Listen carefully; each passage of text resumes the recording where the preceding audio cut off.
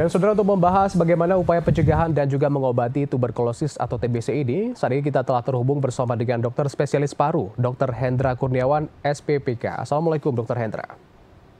Waalaikumsalam warahmatullahi wabarakatuh. Ya, terima kasih Dr. Hendra sudah bergabung bersama kami dalam Aceh hari ini. Dr. Hendra, kita mengetahui bahwa tuberkulosis TBC bukanlah penyakit baru. Ini yang kita hadapi setiap tahunnya. Lantas, melihat kasus berdasarkan dari data dari Dinas Kesehatan di tahun 2024 mencapai 12.000 kasus, dokter. Apa yang menjadi penyebab utama, kendala terbesar untuk kita menekan penularan TBC ini, dokter? Baik, terima kasih. Jadi TBC memang menjadi suatu kasus menular infeksi yang menjadi perhatian, bahkan hanya di Aceh, tapi juga di Indonesia dan secara dunia. Di Indonesia sendiri kita menduduki posisi nomor 2 setelah India secara global. Nah, di Aceh, kenapa mungkin sampai hari ini kasusnya masih cukup tinggi? Itu memang kita sinyalir memang proses penularan memang masih berlanjut di masyarakat. Demikian.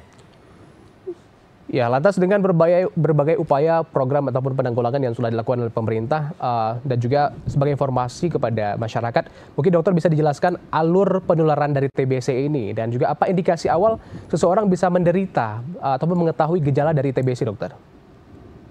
Baik, karena dia suatu penyakit menular, infeksi, dan menular itu dengan percikan dahak. Tentunya penularannya ini terjadi dari dahak atau batuk atau bersin yang disebarkan oleh penderita TBC itu sendiri kepada orang lain.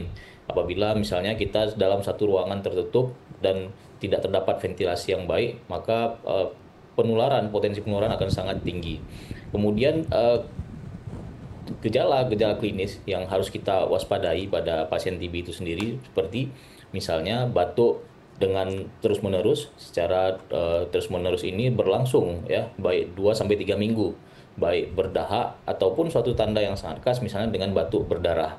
Kemudian diikuti dengan adanya sesak napas, kemudian diikuti dengan gejala lain seperti nyeri dada. Dan khas pada penyakit tuberkulosis ini terjadi suatu penurunan berat badan, kemudian biasanya ada suatu keringat malam, serta biasanya pada pasien itu akan mengalami suatu demam yang tidak begitu tinggi dan suatu penyebab yang sangat khas. Jadi dia mengalami demam yang subfebris ya, yang tidak begitu tinggi, dan gejala-gejala ini mestinya harus dideteksi secara dini oleh masyarakat sehingga bisa menghindari penularan. Dan untuk mereka yang punya gejala seperti ini bisa segera memeriksakan kesehatannya dan bisa menggunakan masker karena proses penularan tadi yang sangat cepat apabila berada misalnya pada satu ruangan dan jarak pancaran dari semburan kuman itu bisa misalnya terlalu dekat dan sering kepada orang lain, tentu orang lain akan bisa berpotensi untuk menular oleh kuman TBC ini nantinya. Ya, jika melihat dari proses penularan, lantas dokter apa saja faktor yang dapat mempercepat penularan dari TBC ini, dokter? Ya, faktor mempercepat misalnya adalah suatu program kesehatan pribadi ya, itu jadi pola hidup bersih sehat misalnya oleh setiap individu, misalnya mencuci tangan, kemudian bagaimana kebersihan lingkungan gitu, misalnya rumah dengan ventilasi yang baik sehingga masuk matahari sehingga ada aliran udara sehingga di rumah akan tercipta suatu kondisi yang memang aman terhindar dari kuman. Begitu pula dengan keadaan pribadi. Jadi ketika pribadi masing-masing bisa menjaga kesehatannya, kemudian punya daya tahan tubuh yang kuat dan sehat, tentu akan tidak mudah ya terjadi perkembangan dari suatu penyakit TBC ini sendiri. Misalnya dengan menjaga pola makan, kemudian juga bisa dengan berolahraga, menghindari stres, dan terutama misalnya menghindari suatu pola gaya hidup yang kurang baik, misalnya dengan merokok. Nah, hal ini tentu akan meningkatkan daya tahan tubuh sehingga tidak mudah terkena ya perkembangan dari suatu penyakit TB. Demikian. Ya, dokter, jika mungkin melihat juga secara medis terhadap penanganan penderita TBC, apakah ada perbedaan terhadap penanganan ini? Apakah mulai dari gejala awal hingga nantinya pada tahap akut? Seperti apa kira-kira, dokter? Ya, mereka-mereka yang mengalami keluhan gejala klinis tadi, misalnya dengan batuk, berdahak, apalagi berdarah, maka haruslah segera memeriksakan kesehatannya kepada fasilitas kesehatan terdekat. Supaya apa? Supaya nanti akan diperiksa terutama dahaknya. apakah mengandung kuman tuberkulosis atau tidak. Sehingga ketika semakin cepat ya ditemukan kuman TB pada dahak seseorang, maka kita akan bisa memberikan pengobatan secara cepat dan tepat sehingga tidak terjadi banyak kerusakan di paru misalnya atau komplikasi lainnya, sehingga bisa tadi mereduksi jumlah penularan misalnya kepada orang-orang dengan kontak erat, misalnya orang-orang dekat, sehingga tidak membuat kuman TBC ini kembali meluas, bisa mengenai kepada orang lain. Jadi penting sekali jika merasa punya gejala-gejala klinis seperti batuk berdahak yang tidak kunjung sembuh dan terus-menerus, kemudian terjadi penurunan berat badan, ada demam, kemudian juga diikuti dengan tidak nafsu makan, kemudian terjadi penurunan berat badan yang drastis, yang itu bisa kita evaluasi sendiri keadaan pribadi kita, maka segeralah memeriksakan kesehatannya. Apalagi kita tahu misalnya ada teman atau kerabat atau orang dekat kita yang mengkonsumsi obat batuk 6 bulan misalnya. Nah, ada kemungkinan mungkin kita tertular. Untuk itu penting tadi menjaga kebersihan diri sendiri, kemudian lingkungan, menggunakan masker, apalagi misalnya berada pada tempat umum yang di situ terdapat keramaian dan banyak orang misalnya, kita bisa mencegah dengan penggunaan masker, dan ini sangat cukup efektif untuk terhindar dari terkena infeksi kuman tuberkulosis.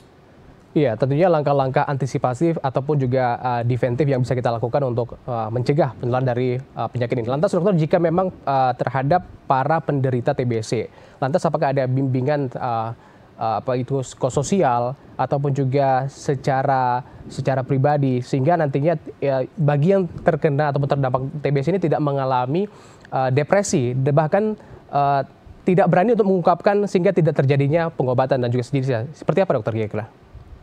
Ya, jadi kepada penderita kuman TBC tidak perlu takut, tidak perlu malu, tidak perlu merasa rendah diri. Ini stigma yang memang harus kita hindari, gitu. Jadi sehingga gara-gara tadi malu, kemudian takut sehingga tidak mau mengambil obat secara rutin, kita tidak pernah selesai ya berurusan dengan kuman tuberkulosis ini, sehingga ada ungkapan unfinishing battle, di mana penyakit ini suatu penyakit yang memang sudah lama sekali dan masih ada, dan cukup tinggi angka kematian dan kecacatan yang ditimbulkan. Kepada para pasien tetap minum obat, ya tentu kan ada pendampingan dari petugas-petugas kesehatan oleh perawat, kemudian oleh dokter dan dokter spesialis, dan sampaikan keluhan apa yang dirasakan ketika memang mengalami suatu misalnya efek samping obat. Setiap orang punya pengalaman efek samping obat masing-masing. Memang biasanya 30%-nya itu adalah suatu gangguan gastrointestinal atau suatu ketidaknyamanan di saluran pencernaan misalnya. Maka akan bisa diberikan obat yang membantu mengurangi ketidaknyamanan tersebut. Kemudian obat ini tentu ada memang suatu efek samping, misalnya misal buang air besar, buang air kecil akan berwarna merah. Namun hal ini adalah suatu hal yang memang sudah disampaikan sejak awal. Itu bukan suatu karena perdarahan atau yang lainnya, tapi itu adalah suatu efek dari obat yang diminum dan dibuang melalui sistem pencernaan kita. Untuk itu, apabila memang nanti ada keluhan dalam pengobatan, maka tentu akan diberikan penanganan yang sesuai. Jadi tetaplah untuk minum obat supaya upaya kita untuk secara bersama-sama mengurangi penyebaran, kemudian berobat kepada pasien ini secara cepat, kemudian dan rutin, tentu akan memberikan tingkat kesembuhan sempurna kepada pasien, sehingga tidak ada nanti muncul suatu kecacatan yang bisa menimbulkan ketidaknyamanan seperti sesak napas berkelanjutan meskipun pengobatan sudah selesai. Dan ada hal yang paling penting adalah ketika kita minum obat ini secara rutin, kemudian tidak putus dan selesai tuntas dan dinyatakan sembuh nantinya, maka kita akan menghindari suatu masalah berikutnya, yaitu tuberkulosis resisten obat yang juga menjadi masalah dunia saat ini. Ya, baik, terima kasih banyak dokter atas pencerahannya terkait dengan bagaimana upaya dan juga kita mengobati dan pastinya menekan dari penularan TBC ini di Aceh, dan kita harap di tahun ini sesuai dengan target nasional, bagaimana angka penurunan TBC dapat tercapai. Terima kasih Dr. Hendra Kurniawan atas waktunya. Selamat beraktivitas. Sampai jumpa kembali. Wassalamualaikum warahmatullahi wabarakatuh. Waalaikumsalam warahmatullahi wabarakatuh.